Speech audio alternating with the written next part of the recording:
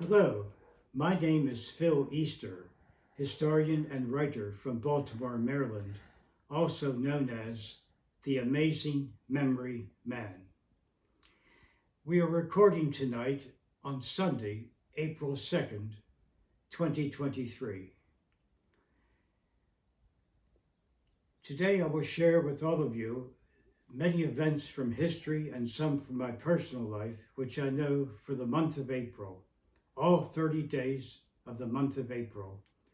I will tell you things I know from my memory. We start April 1st. In 1984, singer Marvin Gaye was shot to death by his father on that day, sadly, on April 1st, 1984. And also, in 1985, that was the final game of the college basketball tournament that year when Villanova beat Georgetown 66-64.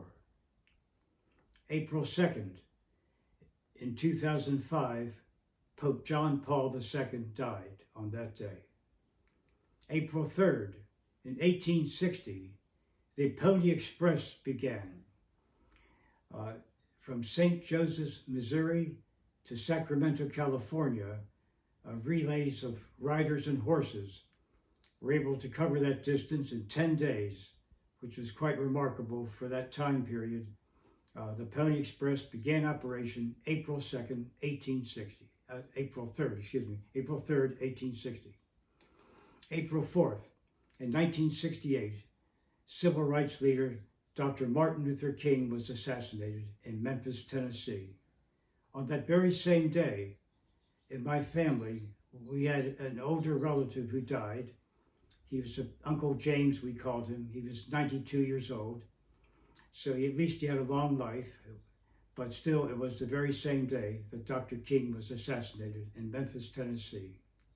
April 5th, way back in the year 1242, the Tsar of Russia at that time, his name was Alexander Nevsky. He and his army defeated the Teutonic Knights of Germany in a major battle called the Battle of the Ice. In 1938, the Russians made a movie about this called Alexander Nevsky, but the actual event was April 5th, 1242, when he and his soldiers defeated the Teutonic Knights of Germany. April 6th, in 1896, at the first modern Olympic Games, at least two events that day in track and field, Thomas Burke won the 100 meters. He was from Boston. He's considered the first Olympic champion of the modern era. Thomas Burke winning the 100-meter race. And also, Robert Garrett from Baltimore, Maryland, won the discus throw. April 7th, also at that same 1896 Olympics, one day later, Robert Garrett won the shot put. Thus, Robert Garrett became the first person ever to win 2 gold medals in the Olympic Games. April 8th, 1974, baseball great Hank Aaron hit home run number 715 of his career. Thus, he passed Babe Ruth by one that day, set the new record. Babe Ruth hit 714 home runs between 1914 and 1935. But on April 8th, 1974, I remember watching on TV that Hank Aaron hit the home run that passed Babe Ruth, and he went on to hit about 40 more home runs and retired in 1976 with 755 home runs. April 9th, in 1865, the 4-year Civil War came to an end when General Robert E. Lee surrendered to General Ulysses Grant at Appomattox Courthouse in Virginia. Now that year, April 9th, was Palm Sunday, 1 week before Easter Sunday that year. But I'd also like to point out that next Sunday, April 9th this year, is Easter Sunday. So I wish everyone now a very happy Easter coming up next week, April 9th for this year. But a very important day in American history, Lee surrendered to Grant in 1865. April 10th, at the 1896 Modern Olympics in Athens, the marathon race. The first ever marathon was won by Spiridon Lewis of Greece. And the crowd was very happy. A runner from the host country, Greece, won the marathon. He was a shepherd by profession. Spiridon Lewis, winner of the first Olympic marathon. April 11th, in 1983, on national television, the ABC network, that was the night of the Academy Awards ceremony. But of course, it was 4 movies that came out the year before, 1982. As you know, the Academy Awards is almost always held in either February, March, or April, but it's 4 movies that came out the year before. So the great movie Gandhi, the story of the great man from India, won many Academy Awards, including Best Picture of 1982. April 12th was the day the Civil War began in 1861, when Confederate cannons fired on Fort Sumter near Charleston, South Carolina. And also, in 1945, President Franklin D. Roosevelt died on that day, April 12th in 1945. He just died about 1 month before the war in Europe ended in May of that year. So Harry Truman became president on April 12th, 1945, and he was president for the end of World War II. April 13th, 1743, America's 3rd president, Thomas Jefferson, was born. April 14th, in 1941, baseball great Pete Rose was born. And indeed, when he played for the Cincinnati Reds for many years, he wore number 14 on his uniform. Pete Rose retired, having the most hits in baseball history, 4,256. He also played in the most games, over 3,500 games. Pete Rose, born April 14th, 1941, but also April 14th is the day of 2 famous tragedies, which each began on that day, but technically did not conclude until the next day, the 15th. So I'll link these 2 days together now for the assassination of, in my opinion, America's greatest president. Abraham Lincoln was shot on the night of April 14th, 1865 by John Wilkes Booth, only 5 days after that day where Lee surrendered to Grant. And Lincoln and his wife went to Ford's Theater that night, hoping to enjoy a play. But Booth shot Lincoln, and Lincoln died the next morning at 7:22 a.m. on April 15th. But also, on April 14th, 1912, the most famous ship that ever sank, the Titanic, struck the iceberg at about 11:40 p.m. on April 14th, 1912. But the ship did not sink until 2:20 a.m., which of course at that point was April 15th. And that is when, sadly, somewhere around 1,200 people died when the ship sank at 2:20 a.m. on April 15th. So those tragedies, the Lincoln assassination and the sinking of the Titanic, technically a 2-day period in terms of the total resolution. Sometimes certain books will list that Lincoln also died on the 14th, and the Titanic also sank on the 14th. But really, it was the 15th when Lincoln died, and the 15th when the Titanic sank. April 16th, the British actor Peter Ustinov was born. April 16th. I saw him in a play one time here in Baltimore at the old Morris Mechanic Theater, which no longer exists. He was a British actor of Russian descent, but he was a British citizen. April 17th is a day very dear to my heart because in 1972, I ran the Boston Marathon for the first of 5 times on Monday, April 17th that year. And it was also the first year that women were allowed to run officially in Boston. And so it just so happens, since I'm interested in women's sports very much, and I've done special studies on women's sports as well as men's, unlike many men who only study men's sports, I've studied women's sports very well, and As a matter of fact, 3 of the 6 radio interviews I've had in my life were the subject of women in the Olympics. So I'm very happy that, in retrospect, I think it's that I ran myself, even though I'm a man. I'm still glad I ran the Boston Marathon on that day when women were allowed to run, and April 17, 1972. I just found out something last year, that on that same day, the famous actress Jennifer Garner was born.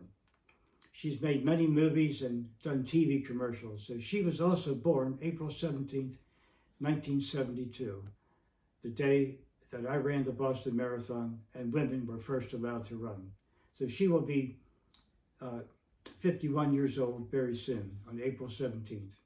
April 18th, in 1775, an event leading up to the American Revolution, Paul Revere rode his horse through the countryside near Boston, warning that the soldiers would be coming the next day. And indeed, as we lead into April 19th, it was April 19th, 1775, the battles of Lexington and Concord took place. It's considered the beginning of the American Revolution. April 20 was the day that Adolf Hitler was born in Austria in 1889, the man who would later become the dictator of Germany and was so cruel to so many people, and during World War II, that's the day that he was born in Austria, April 20, 1889. April 21st, the birthday of the late Queen Elizabeth II, and she was born on April 21st, 1926, and she lived to be 96 years old, just died last year on September 8th, 2022. On one of my trips to Great Britain, I saw Queen Elizabeth on July 5th, 1979, on the Isle of Man, and took 2 photographs of her that day. April 22nd, in 1822, Ulysses Grant was born, who then later became one of the top generals of the Civil War. I think by 1864, Lincoln made him the top general of the Union Army, and he was only the 2nd general in American history to wear 3 stars, the first since George Washington, almost 100 years before, during the Revolution. And also, Grant became our 18th president, elected in 1868, and took office on March 4th, 1869, and he served 2 terms as president.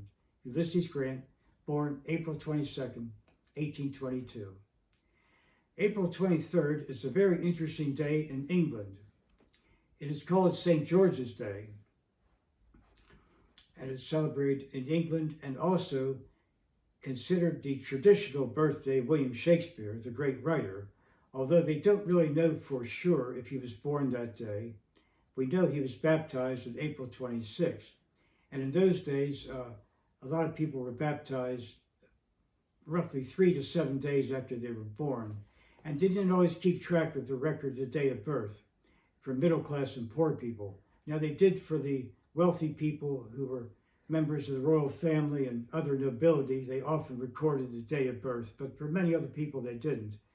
But since we know he was baptized on April 26th, most scholars think he was born either April 20, 21st, 22nd, or 23rd. But one thing's for sure, he died on April 23rd, 52 years later, in 1616. So he lived almost exactly, or maybe exactly, 52 years, which was very good for those days. Life expectancy was a lot less than that, with all the types of diseases and illnesses. 52 years was pretty good. And on also April 23rd, 1616, the day he died, the great writer Cervantes also died in Spain. So it is rather strange that the 2 most famous writers of that era in all of Europe both died the very same day. April 24th is the birthday of Barbra Streisand, a great American singer.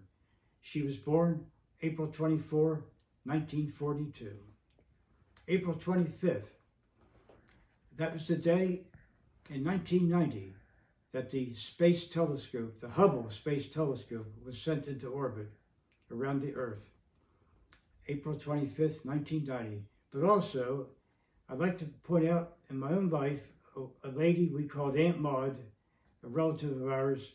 She was born April 25th in 1876, the year America celebrated 100 years.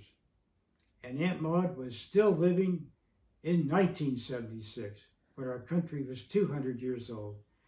So she was half as old as our country at age 100, and she received a special card from President Gerald Ford, and Aunt Maud died the next year, 1977, at age 101. But it's just kind of special to me that the sister of my grandmother, Aunt Maud, was born the year our nation was 100 years old and was still living when America was 200 years old in 1976. My grandmother, by the way, lived to be 96. April 26th. In 1986, that was the terrible Chernobyl nuclear power plant accident in Ukraine. April 26, 1986, considered the worst nuclear power plant accident ever. April 27th, in 1896, the great baseball player Rogers Hornsby was born in the state of Texas. Rogers Hornsby would play for many years with mostly the St. Louis Cardinals and Chicago Cubs, and he would have a lifetime batting average of .358, the second highest in baseball history, second only to Ty Cobb at .367. The birthday of Rogers Hornsby, April 27th. April 28th, in 1789, the famous Mutiny on the Bounty, the story of how the crew of the British ship HMS Bounty rebelled against Captain Bligh and took over the ship, and they sent Bligh and 18 other men on a small boat. And amazingly, Bligh and those men reached safety at some island. It took them about 60 days at sea, but that was the day that April 28, 1789, Officer Fletcher Christian was the leader of the Mutiny on the Bounty. And there have been at least 3 movies made of this story. And I've seen all 3 movies, one made in 1935, one in 1962, and one in 1984. And they're all pretty good movies, actually. Amazingly, sometimes when they make remakes, they're not as good as the original movie, but those 3 movies about the Bounty are very interesting. But that's when it actually took place, the mutiny, on April 28, 1789. April 29th, the birthday of actor Daniel Day-Lewis. Born that day in 1958, he starred in many movies, especially Lincoln. He was outstanding in his portrayal of Lincoln. About 10 or 12 years ago, he made the movie of Lincoln. But my favorite of his movies is The Last of the Mohicans, which was made in 1992, a love story set during the French and Indian War back in the year 1757. Daniel Day-Lewis, born April 29th, 1958. And now we come to April 30th, the last day of the month.